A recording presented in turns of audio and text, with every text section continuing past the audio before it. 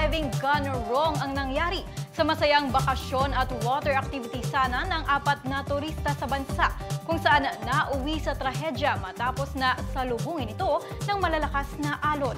Balitang umaabante mula kay Andrea Salve. Dalawang Russian national ang nasawi matapos lamunin ng alon habang nagdadive sa Isla Verde, Batangas.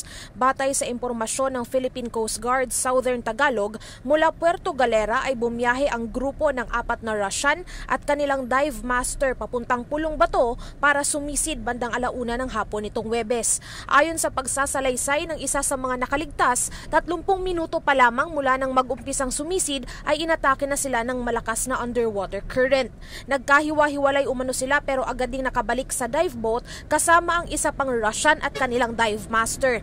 Natagpuan na lamang ang 39 anyos na si Maxim Melekov ng iba pang diver sa katubigan ng Pulong Bato na walang malay. Sinubukan pa itong dalhin sa ospital pero agad ding idineklarang dead on arrival.